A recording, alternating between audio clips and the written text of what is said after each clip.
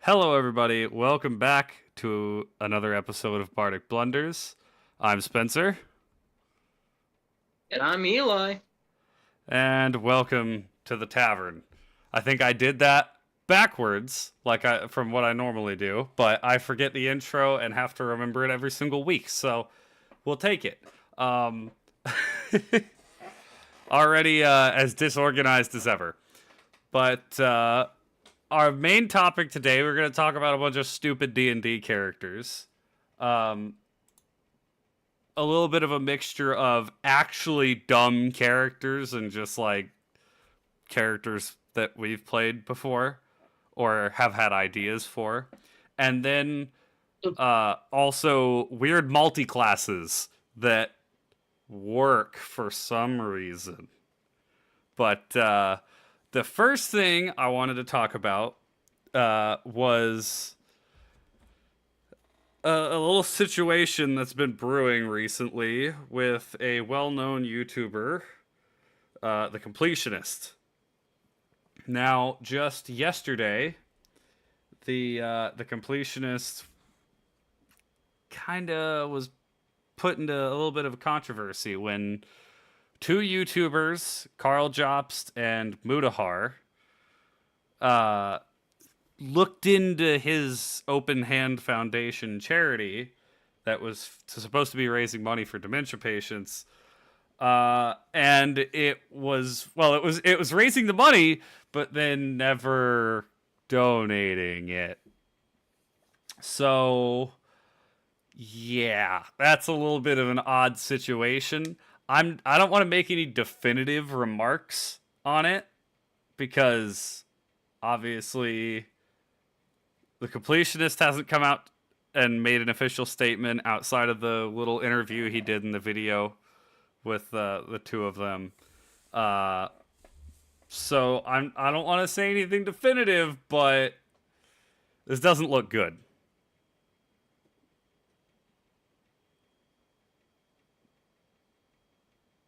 Yeah. All I can think of is the Queen song. Bum, bum, bum. Another one bites the dust. Oh, okay, that's what you were going for. See, and But that's what do what you? I'll I'll let him. I'll let Gerard, the completionist, make a statement before I come to any conclusions on the situation. But it's absolute incompetence at the best, and gross negligence and highly illegal at the worst.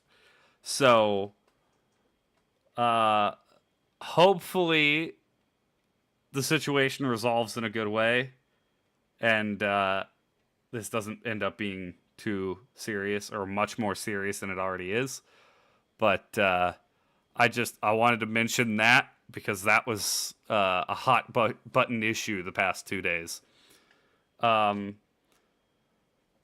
but we can move right along to our main topic, which is the D&D characters. Do you have any that you would like to start off with? So this is just fun, goofy character ideas, right?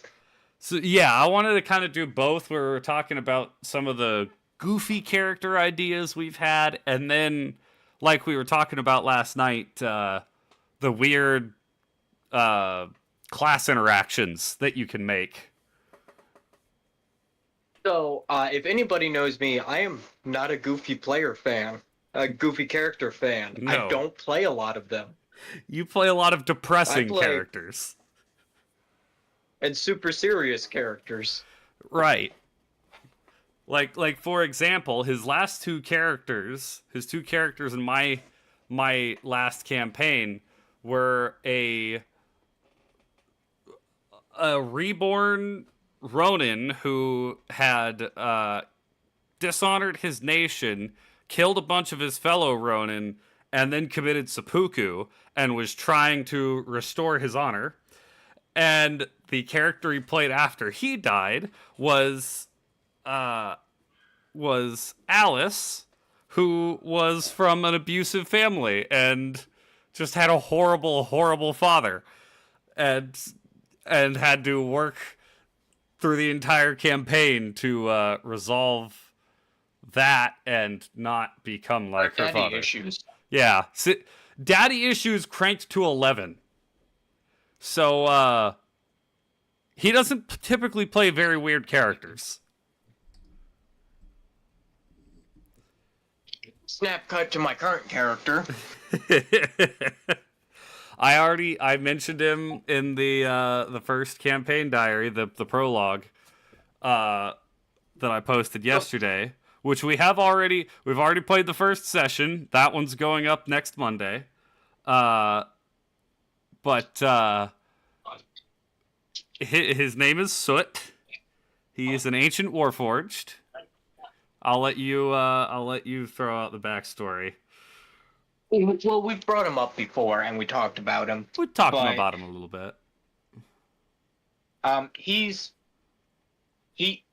compared to my other characters that I have played recently, he's kind of a goof-off character. Right. Even though he does have some level of seriousness. It's serious in like he has an overarching goal, but he'll probably die next session, so it doesn't matter. Hey, I won't guarantee that. As I shamble in with 2 hit points. Yeah, we'll not spoil anything that happened. You'll have to wait until the campaign diary next week to find out what happened.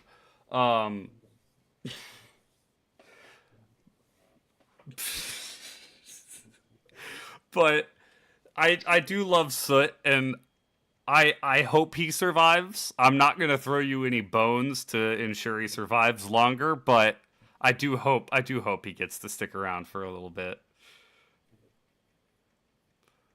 Yeah. But we can talk about a trio of characters we played with one of our friends. The orc triplets.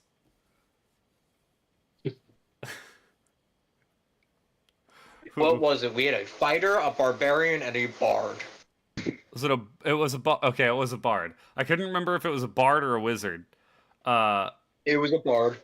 I think I played.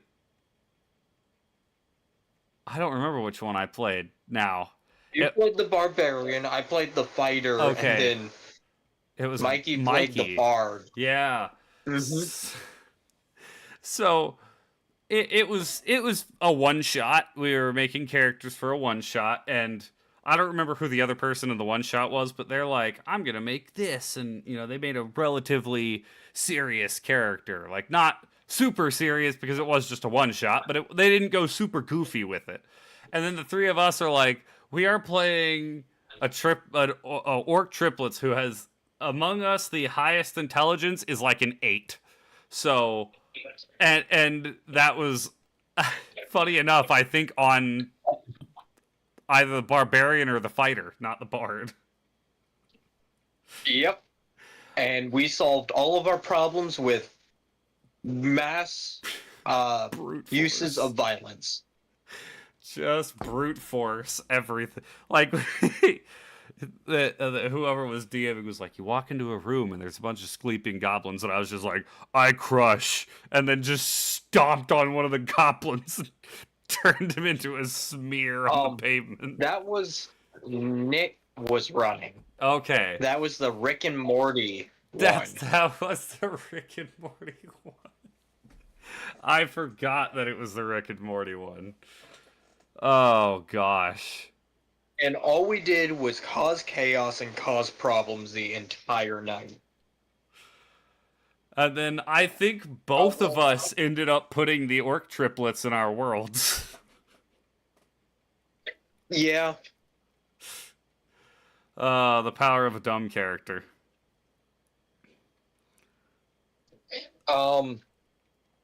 Another one that I have as one of my current backup characters for this campaign. I actually think... Oops. I think I have the character sheet already put together other than the stats. Oh, really? Yeah, yep, I do.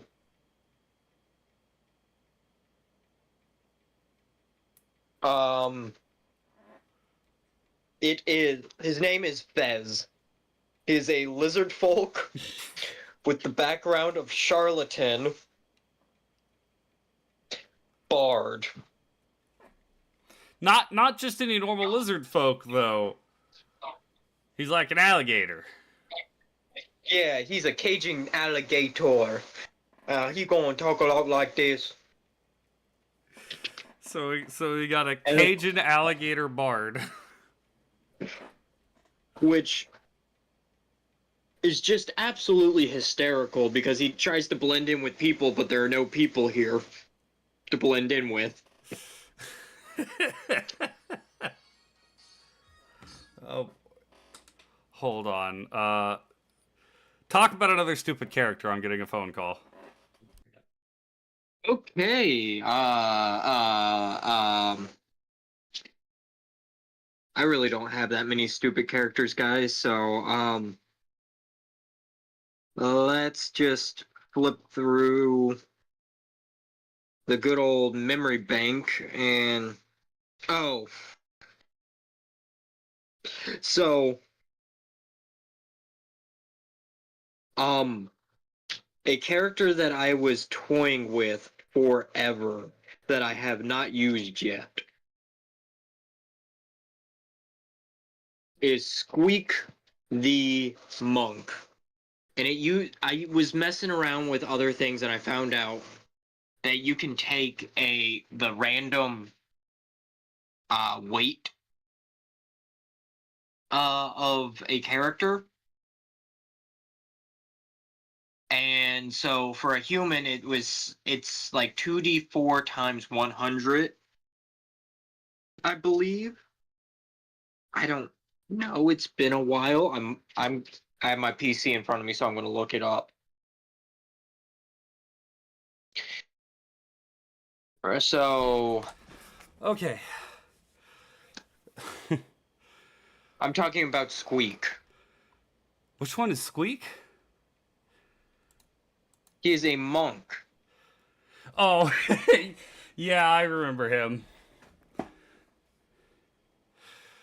Huh.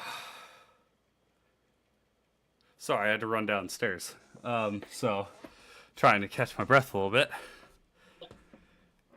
So yeah, Gotta run. you regaled all the tales of Squeak. So I was just getting into it because I was pulling up stuff. So human, it's 2d4 times 110 pounds. Right. And I was like, you know, it'd be funny if I rolled an 8, and so he was like 880 pounds. And I was like, it'd be even funnier if he was a monk of the shadow, so he's like super sneaky. And he's just 800 pounds, like sneaking around. Oh, that is great. I love that. I love that idea.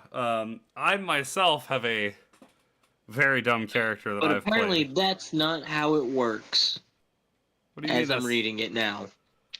Why is that not how it works? So it's like your weight modifier times your height modifier Okay. added to the base weight. Oh, okay. But still, an 800-pound monk would be hysterical. Absolutely. I don't know how. I mean, listen, the largest man, well, the biggest strong man, let's put that in perspective. Brian Shaw, I believe, is the tallest of them. Only weighs like 400 pounds. So you're looking at a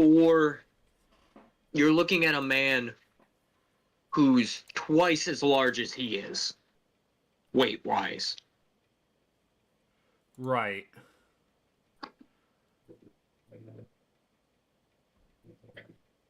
And he's going to be it would be like, oh man, sneaking through these doorways is going to be a problem.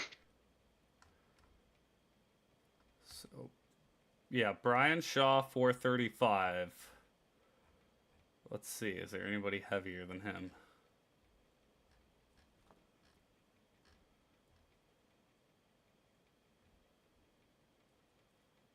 Nope. Eddie Hall weight. Closest. Eddie Hall is only 362. Yeah. Closest to him is Hopthor Bjornsson, the mountain from Game of Thrones. Yeah. Yep, at 414. 398. Oh, those must be two different. Because mine, the thing I found says 414. When is this from?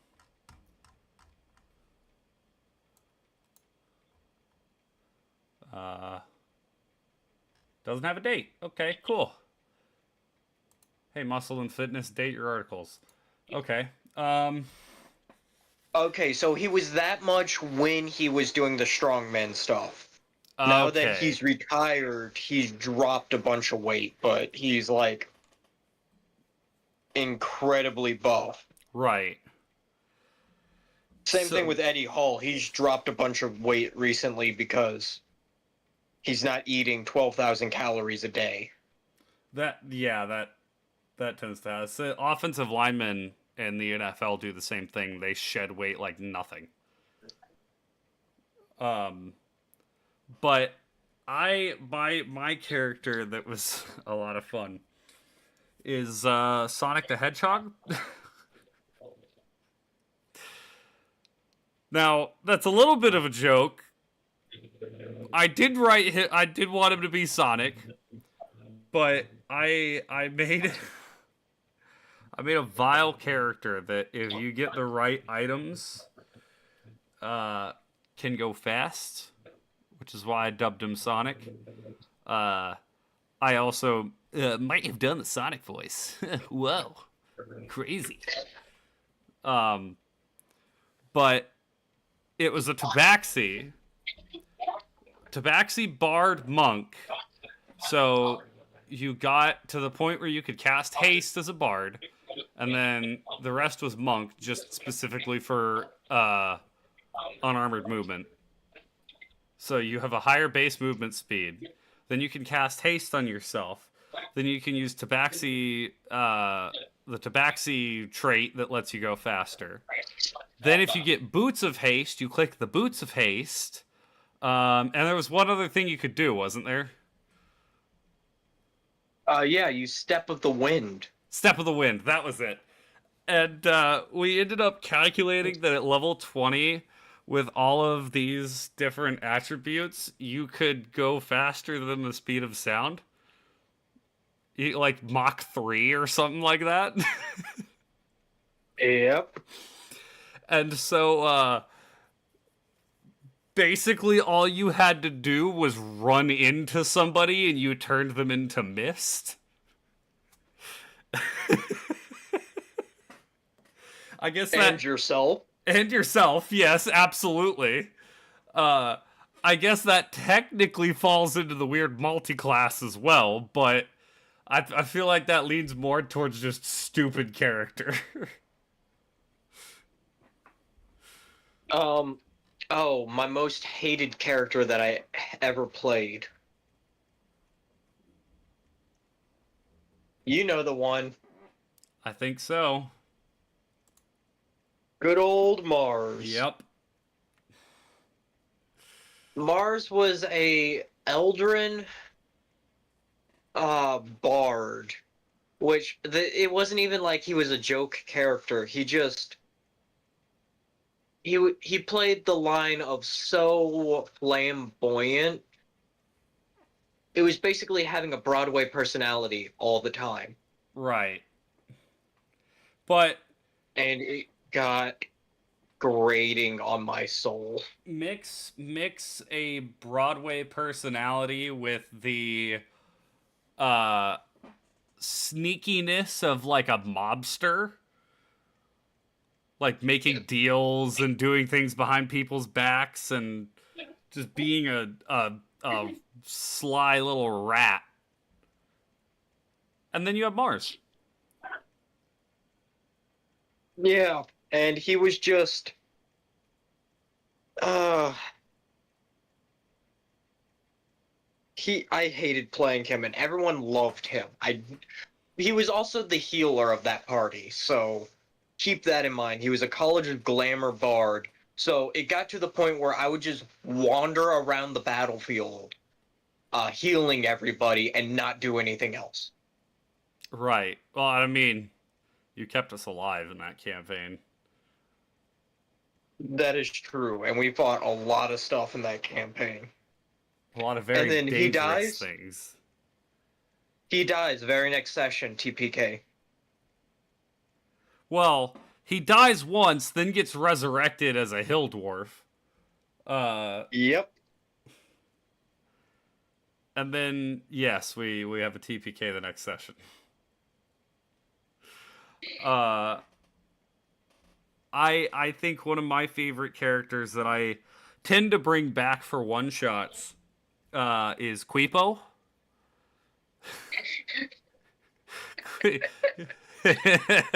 Quipo is a kobold paladin, and he likes meteors. So it's this short little kobold dressed in full plate, walking around like, Quipo likes meteors. Do you like meteors? If you like meteors, Quipo like you. That's it. I have played him in so many one-shots at this point, and it's just become this stupid joke. I always, like, every time I play a kobold, they always have the same naming scheme. Like, that he's Quipo, I've played Meepo, and I've had thoughts for, like, Depot and you know, like, stupid things like that. I forgot about Meepo. Meepo, who I don't even know if I gotta play him that long because I think he died pretty quickly. I know I've also played a kobold named Meepo, Okay. which is kind of funny. Oh boy, what was he? What class Oh was man, he? I think he was a wizard. He was either a wizard or a rogue. He might have been an arcane trickster rogue. Oh, okay. I think you might be right. But that playing, I don't remember what led me to play Quipo, but it's invented a naming convention for all of my kobold characters and a voice. And a voice, for sure. Quipo likes meteors. This is my problem. Is I love the fun, goofy characters. Oh, absolutely. They are amazing. They bring life to the story. We just finished a campaign where we had a guy named Melvin, a turtle named Melvin, who talked a lot like this. Hello, my name is Melvin. That's kind of... Yep, and it was so great. And then we got Gunther, who was a goblin rune knight fighter, so he was a massive goblin. He was a goblin that became an honorary giant. And he was just so... I love him, but I just hate playing weird characters. See, If that makes sense. I enjoy weird characters, but it's hard to play them over a campaign. And I learned that when I tried to play Sonic in a campaign, and it got really grating in every conversation to have to be like, whoa, hey guys, what's up? How's it going? Like, like that voice is funny, and I'm glad I'm capable of doing the voice, but imagine trying to be like, whoa, hey, maybe we shouldn't execute this guy. Just, it ruins any tension, and when you have to do that for 3 hours straight when you're playing D&D, it just doesn't work. It does not work. Your vocal cords are like dying by the end of it. I also like having personal stories in campaigns where it's like, oh man, let's go deal with this person's problems.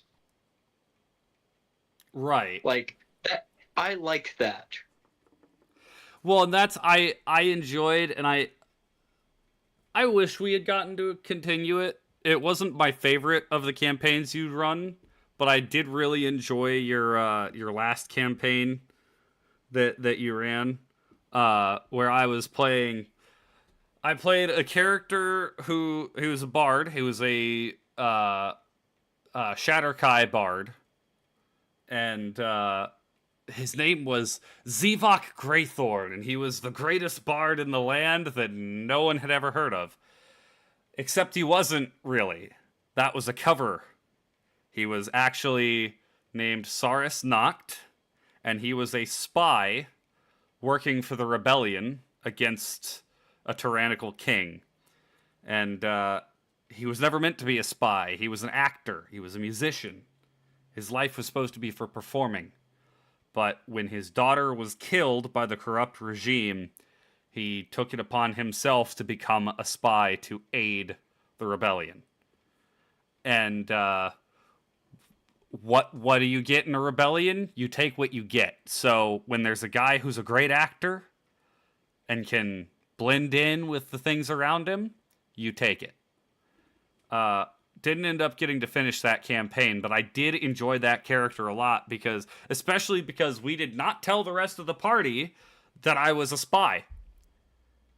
It only hit a certain point where we had this kind of reveal where I was like, I'm dropping the act. I've gotten what I can out of it. You guys did kind of finish the campaign, because after where we got,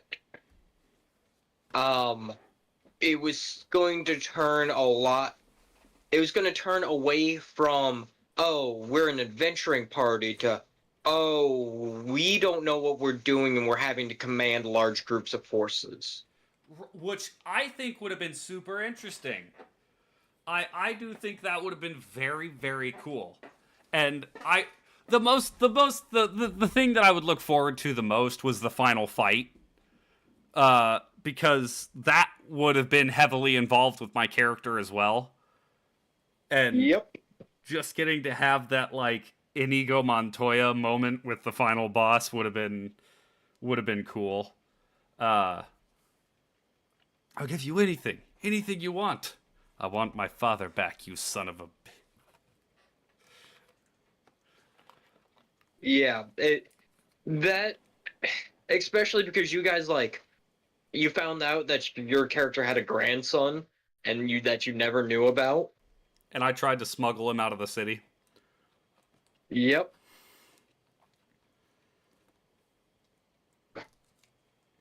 I love character dilemmas like that, because it laid out, basically he was in an orphanage and he found me, and I was like, oh, that's strange, a Shatterkai child. And then I was like, is this one up for adoption? And the guy was like, no, but I did discover that it was my grandson. And so I had to have this moment of like, do I just take this kid and leave? Or do I have to wait for this and resolve what my daughter had put into place before I can take care of him? And ended up deciding to help the rebellion first. But yeah, that of all characters, that is not the one that I wish I had gotten to play more. and I know we just talked about this last night too, Scorch. Yep. So if I you, like taking your characters and messing with you. if you want an idea of how good of a DM Eli is, we're playing Tyranny of Dragons. And I was playing a gold dragonborn named Scorch. I was a pyromancer. Almost every single one of my damaging spells were fire. I had an elemental adept for fire, so I was just dealing a bunch of fire damage. And he was a little bit kind of riding the line of good and evil, because it's like, well, yes, he burns people alive, but they're typically bad people, so we can overlook it for now. But his arsonist's mentality, it was just like when is he going to burn the wrong thing or the wrong person? Well, fairly early on in the campaign, as you would know if you've played Tyranny, you enter a situation where you have the option to either destroy or leave these dragon eggs. We had 2 Dragonborn in the party. Neither of us wanted to destroy the eggs. We were like, if you try and harm the eggs, we will kill you. But we didn't want to leave them either. So we stole all of them. And so Eli's like, well, crap. The book actually explicitly says these are the only 2 options, which I don't love that an official book says that. I think that's a little dumb. But leave it to Eli to come up with a solution to that. Okay, well, the book won't let us do anything else. He will. So we take the dragon eggs, and in between sessions, he rolls stats for the 3 dragons. And they hatch in the cart. One of them... While they were on their way to town. While we were on our way to town. One of them hatches and is sickly. Is like, barely able to move. Another one hatches and is brutish. Super strong little dragon. And the third one that hatches was like dexterity, was it? Intelligence. And so it was smaller, but like I described it as you hear cracking and you're like, oh shit, the eggs, and everyone runs to the back of the cart to see what's going on, and one falls out in a low constitution, high dexterity. Okay. And I'm like, okay. It's like sickly, and it's like barely breathing. You have another one that breaks out of the egg, and you can tell this one's just bull. And then it immediately turns and snaps the neck of the sickly one. Yep, and then you had another one that came out and saw you guys, and you could tell there was something going on behind its eyes, even though it was just a newborn dragon. And it got away. It flew away. It killed the big one. Killed the one sickly one, and then somebody was like, "Hey, we gotta stop it!" And it just looked at the party, who were all standing in the back, right behind the cart in a single file line. Acid breath. Acid breath. Dropped 2 party members to start the session. Almost killed me right off the bat. Ended up, I survived the acid breath, got out of the cart, and then it pounced on me. And almost killed me. It was, like, you have to look at, like, Black Dragon Wormlings wasn't even, like, it's not even a fair fight for the Wormling. No. And just because I had everyone entranced with, oh, we're watching the miracle of dragon birth. You guys all grouped up, and I dropped half the party, and it turned into a chaotic brawl against one Wormling. Oh, boy. One Wormling that, might I add, was stronger than me. I was a sorcerer. I wasn't very strong, but that thing outmuscled me. They ended up killing it. They killed it, and With it was like everyone's Luckily, like no standing there, casualties. no casualties. Everyone's standing there covered in blood, breathing heavily as somebody chopped it to death, and they're like, "Oh man, thankfully that's over." Everyone's on like one hit point. And I say, off in the distance, you see something in a tree watching you. And it was the third dragon. And you threw a sandwich towards it. And then you guys all got in the... I take some rations, like I take a chunk of meat or something, and I throw it to the dragon, and then get back in the cart. And then everyone piled back in the cart and left. And in that moment, I was like, well, I could just leave it here, and nobody would care. They had the fun fight that teaches them not to pick up strange objects. Oh, but Eli doesn't just leave things there.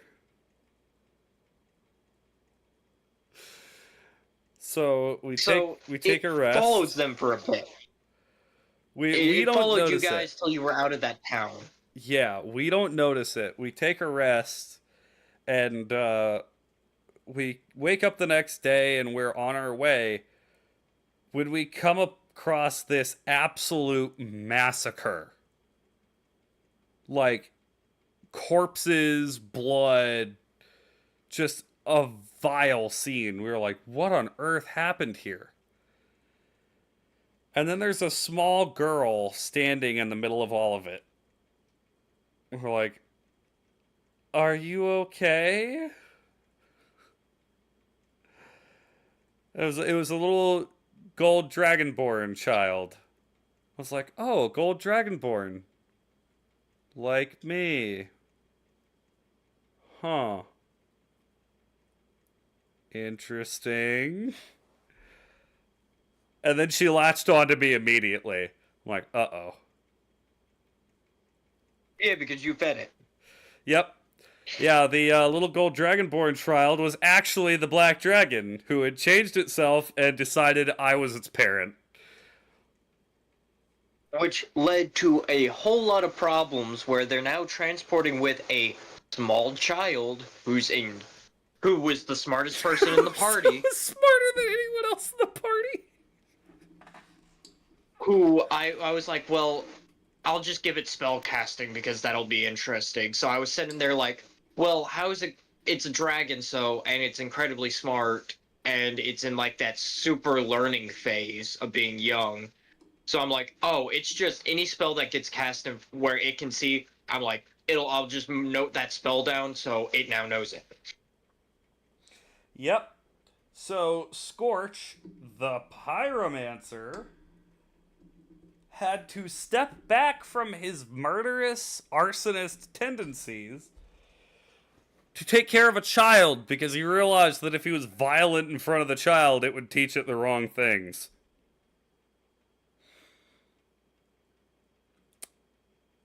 Yeah, that made for a very interesting character. Definitely far more interesting. It also led you guys into... There's an optional fight that you guys were not going for, which was against it was against a black dragon in the swamp, and it's like, you don't have to go fight it. Right. And I was like, well, they have this small dragon, and dragons don't like other dragons moving into their territory, so it's no longer an optional fight. I am going to force them to fight this thing. Which turned into another brutal fight that was not fun. Because that was an adult dragon, and we were not ready to fight that. Oh no. I think you guys, like, it turned into a very quickly, like, we either have to kill this thing or we have to run. And we're not faster than it. We're in its territory. Okay, so how do we fight this? And you guys were like using weird... It forced you guys to use different techniques in fighting. Like, okay, well, it can't really fly because there's a bunch of trees, and there's a bunch of roots everywhere. So let's climb down into the roots where it can't attack us but we can poke out and stab at it a little bit, and hope and pray it doesn't get its acid breath back. Right. Well, and we had assistance from the young dragon, because she was a young dragon at that point. She wasn't a wormling anymore. She was still a wormling. Was she still a wormling? One hit would have killed her. Oh. Yep. I don't know how she survived that fight.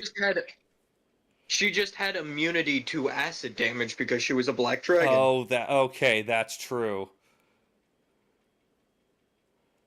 Well, and there was an instance where it looked like it was going to attack her, and I was like, no, you don't. You stay away from my child. That was one of those campaigns because we were running it, and we had two people that would be in and out consistently. Right. And other things I don't know what killed that up. camp. Yeah, other things started coming up, so we kind of slowed down on D&D, and we just never picked it back up. And it's like, but they finished the first half of Tyranny of Dragons. Man, I'd love to. I know it's impossible at this point to pick that back up, but... Yeah, and I will not let you guys move the eggs again. Yeah, I know. But if we wanna transition a little bit into some strange multi-classes off of the weird characters. We've had a lot of good ideas for multi-classes. Some very interesting characters in the past. There's some typical ones like the Barbarian. I've wanted to play a Barbarian. The Druid Barbarian. The Druid Barbarian. The Druid Barbarian has become almost a staple in our party. We've had 4 people run it. Right. And we were talking a lot about last night a bunch of Druid multi-classes, which has made me now want to do a Druid multi-class. Where it was the Druid, Circle of the Moon Druid Swarmkeeper Ranger. Yes. And you pick up Compel Duel and just say, hey, you, me, here, now, fight. You pick the most dangerous person in combat, Compel Duel them, then you wild shape into a bear, and your swarm damages them every time they attack you. So you can pretty much just sit there as a bear and soak up damage while this thing is, whatever is attacking you is just getting stabbed by bees. And I want to try that so badly.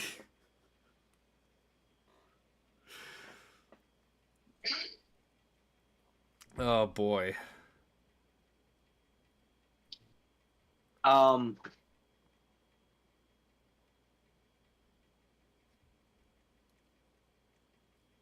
Wow, okay. Swarmkeeper higher levels is actually pretty good.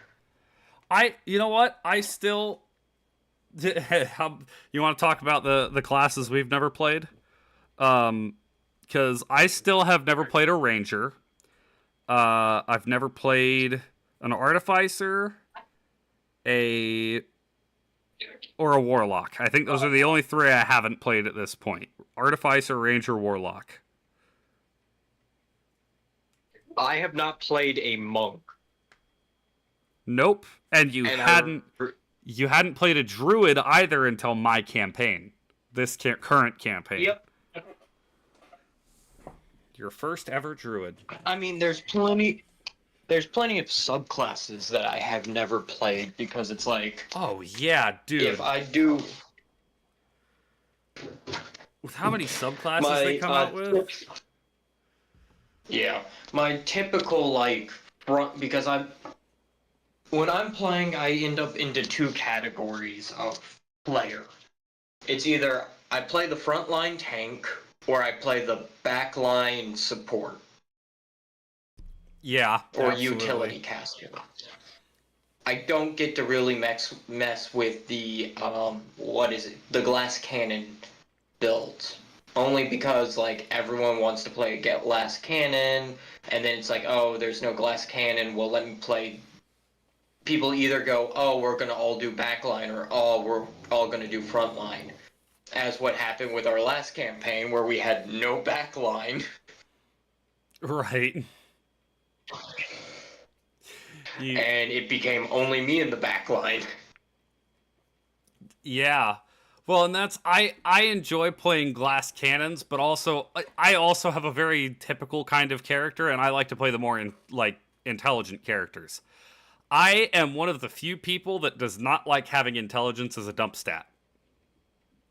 I like playing smart characters.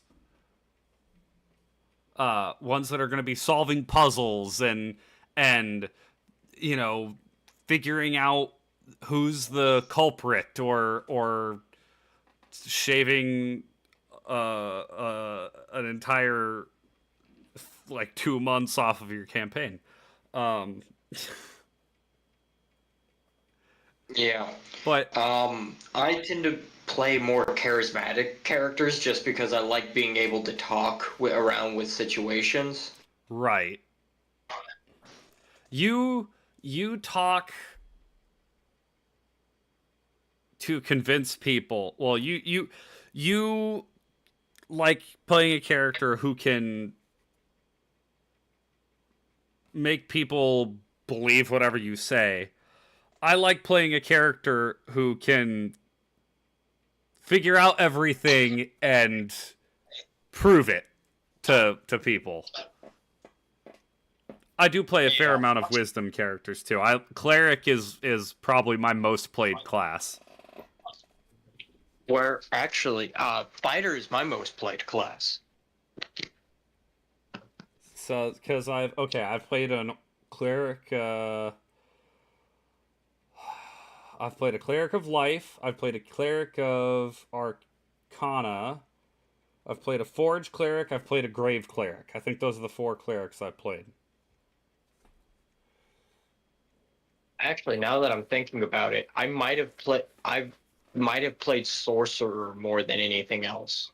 Or paladin. I play a lot of paladins too, but I love paladins. Yeah, you in the other campaign that we played for like 2 sessions, you were a paladin of vengeance, right? No. No? Which one were you? I have that character sheet. I think I have my character. Oh, yeah, and that adds another cleric. Cleric of Twilight. Didn't get to play it very Yep, much, but let me see. I was a watcher paladin. Watcher. Okay. That's right. And because we'll never play that one again, I was lawful evil. Right. And I was played that lawful good. And we were brother and sister. But I didn't know that. I also worshipped Vecna. I didn't know that either.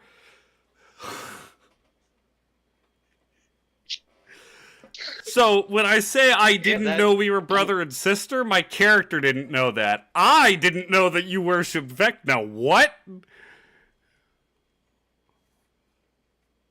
Yeah, I was like the worst kind of character. I was such a bad dude. What? I didn't know that.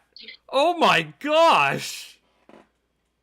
That's why I went into that one room that you were like, I don't feel comfortable going in there. I just walked in there like, everything's fine. I don't know what you're talking about. Wow.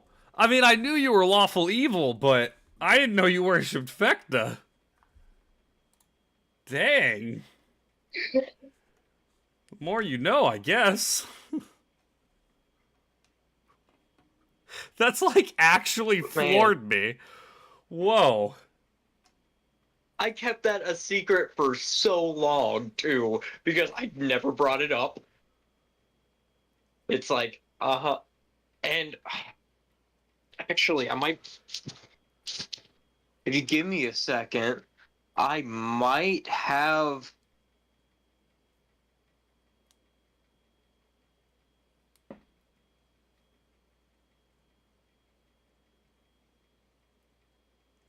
What might you have?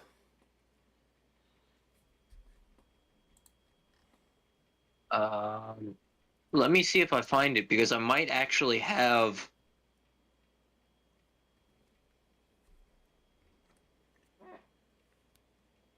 The document I sent to Alex for the. Oh, yep. Oh no, that was the gag. I have it somewhere, and I know I have it somewhere, which is the scary part. Okay. So I was kind of looking up to see if anybody else had any strange multi-classes. And I found an interesting one. Blade Singer Wizard Horizon Walker Ranger. Oh, that sounds fun. That sounds very fun. Without how much you move around as a Blade Singer anyways, being able to teleport?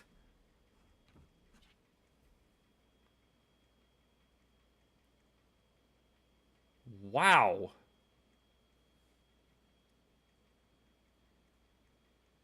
That actually, and then you just build like you don't even have to build dexterity. You just go intelligence and wisdom, Right. and you just that sounds fun. And then with spells, you can get up to a 21 AC. Oh yeah, you probably get higher. Probably. You get 26 AC. Oh, Spencer, by the way, I found it. This is what I sent to Alex. My character's life did not start until he lost his adopted father, Sir Quigley Watkins, who was brutally murdered. He was murdered?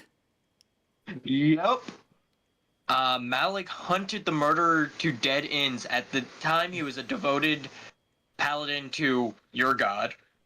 Then Don't one night, remember. a voice creeped into his dreams and gave him clues to catch the murderer. In exchange, Malik would serve his power. Malik did so without hesitation, and in doing so, he sold his soul to Vecna.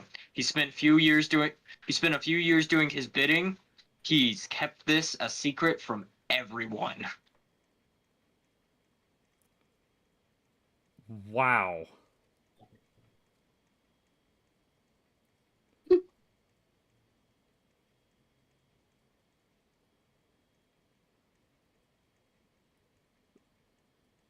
Okay. Yeah, there was a lot of stuff that I worked with Alex behind the scenes, and that's why Alex was like, "Oh, that's kind of funny what you guys did there, where you're all adopted by the same guy, and only Eli knows how he died." Yeah, because my character thought he died from sickness. Yep. So what that campaign was going to end up being was your character was already like the darker side of things, and my character recognized that, but my character had come back from studying to be a cleric, working in the temple and everything, because of the death of her adopted father. He was the owner of the orphanage was our storyline, and we all did it to mess with Alex, but Our buddy who has said he will be a guest on our podcast eventually. yes, we finally we have a confirmed guest. But so as the campaign goes on, what was going to happen is she was going to realize like just how bad things were, and things were going to break her down and test her morals, because she was a lawful good character, and she was bright-eyed, and she had this wonderful outlook on the world, and She did not want to kill anything. She was willing to kill zombies and undead and monstrosities because those are exactly what their names entail. They're bad. They're evil. So there's justification behind it. But the first time she had to take a living creature's life like a person, that would have shattered that character. And then learning that you were worshiping Vecna and you were evil. So the interesting thing about that was he didn't actually know who he worshipped. We talked about that one. I just threw that in there because me and Alex had talked about it. Okay. And he was like, yeah, you don't know exactly who you're worshipping, but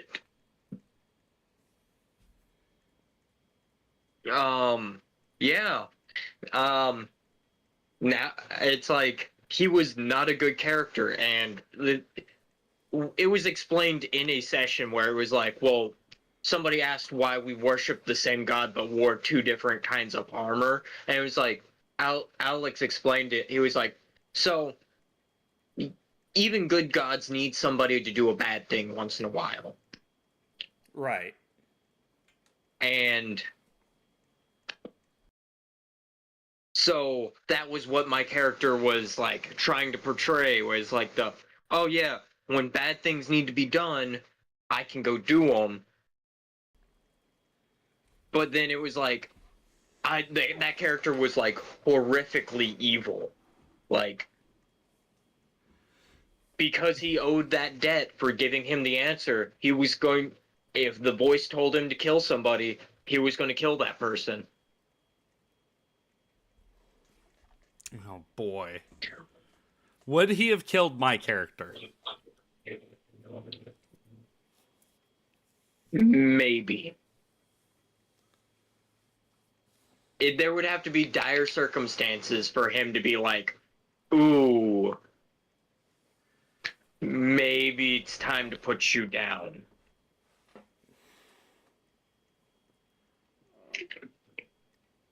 That would have been because interesting. Alex knew that people were going to start figuring out what my character was over time. Right. So he was like, oh, you're going to have to explain this off to every single party member eventually. And I was like, ooh, that's not going to be fun. I was also the front line, and I was like, oh, if they don't react the right way, I could just kill them.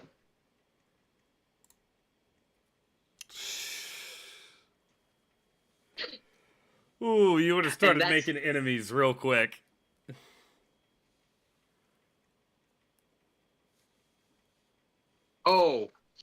Oh, I definitely would. This character was not long for that campaign, but it would have been so good because it would be like, oh man, we were attacked because he had wisdom, he had a little bit of intelligence, but he had charisma in droves.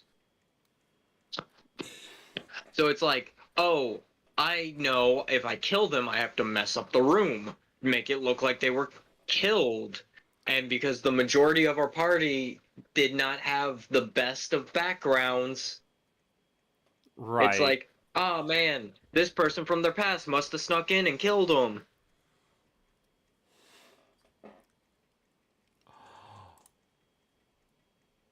Oh, I just had a dumb idea. What's that? What if you played a drow cleric of light, and you worshipped Palor?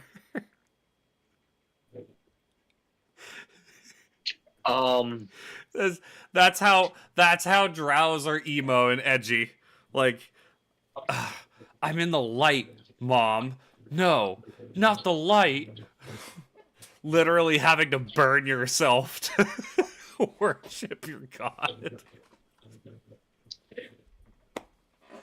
That reminds me of there's a few campaigns that I want to bring back as a DM. Right. One of them is the Last Lights campaign because I love that campaign idea. Oh yeah. Basically, for the viewers, the party wakes up in the city, in the town, wherever they are. There's no people left except for them.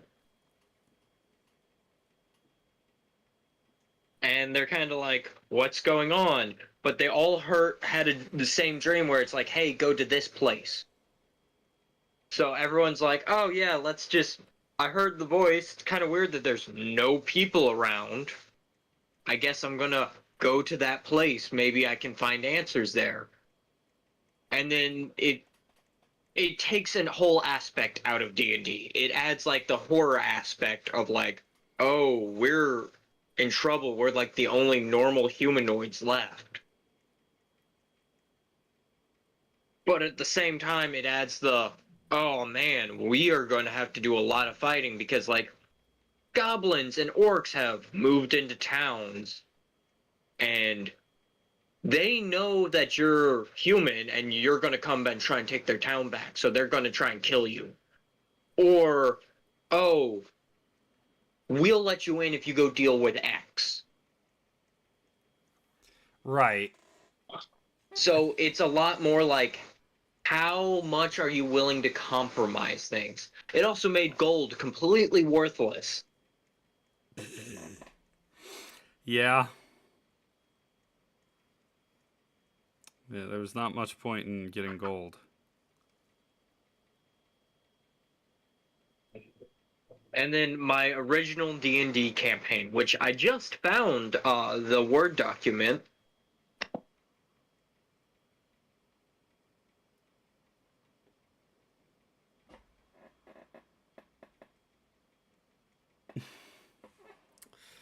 And I'm excited for that. If we play that again, I'm excited.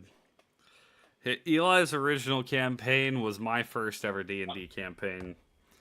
when did we play it? Junior year of high school, which was 2016. Yikes. Not even 2016. 2015. 2015, About 2016. 10 years ago? Not quite 10 years yet, but still, yeah, 8. Coming up on 9. Gosh. What? It's already been 8 years since junior year. It's already been a decade since freshman year. Oh, yeah, dude. Oh. It's weird in my career field and talking to like the new hires and they're like, oh yeah, I'm a junior in high school. It's like, okay. They're like, I'm only 16.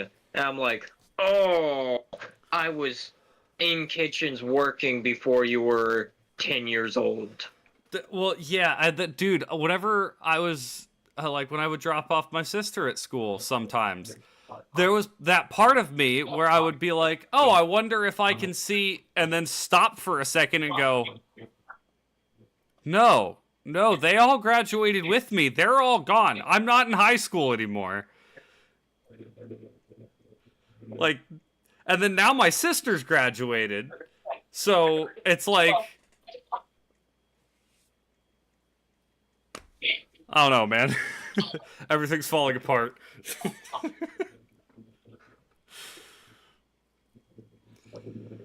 Oh boy. Everything's not really falling apart. I'm being facetious, but it is still weird to be like, oh, hey, my cousin started freshman year this year. I'm 10 years older than him, which means when he graduates, it will have been 10 years since I graduated. Ouch. I don't like that. That's not supposed to happen. I'm not supposed to get older. Oh, boy. But I don't think I really have anything else. Yeah, I'm just reading old segments of this campaign.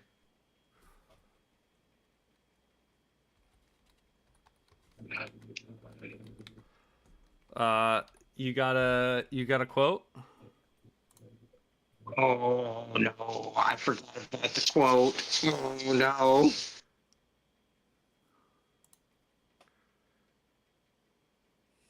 Oh wait, I do have one.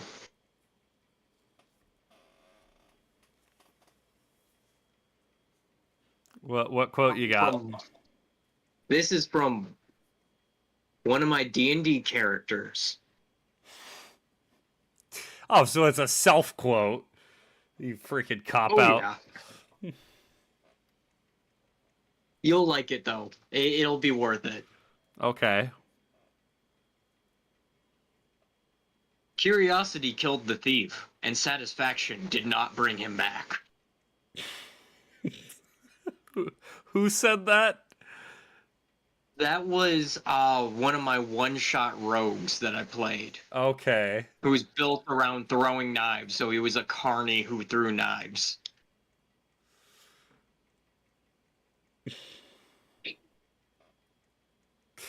All right, I do like that one.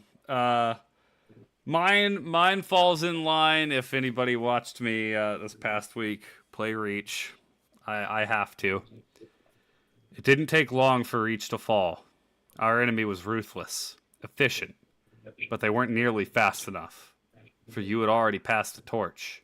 And because of you, we found Halo, unlocked its secrets, shattered our enemy's resolve. Our victory, your victory, was so close. I wish you could have lived to see it. But you belong to Reach. Your body, your armor, all burned and turned to glass. Everything, except your courage. That you gave us, and with it, we can rebuild. Dr. Halsey, right at the end of Reach. I love that quote. Yeah.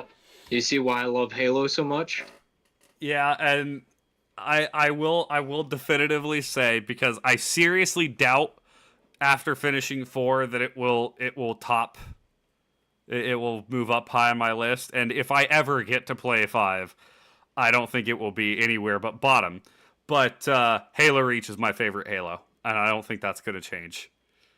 I love Halo Reach. Next, you need to play the Halo Wars games. I am thinking about the Halo Wars. I would be interested in playing those games, so if people would be interested in watching, that I will absolutely. They are on PC Game Pass, right? I believe so. Yep, Halo Wars 1 and 2. Also, Spartan Assault and Spartan Strike, and I don't know about those games. Oh, I dated this too. Oh man. But Sorry. No, you're good.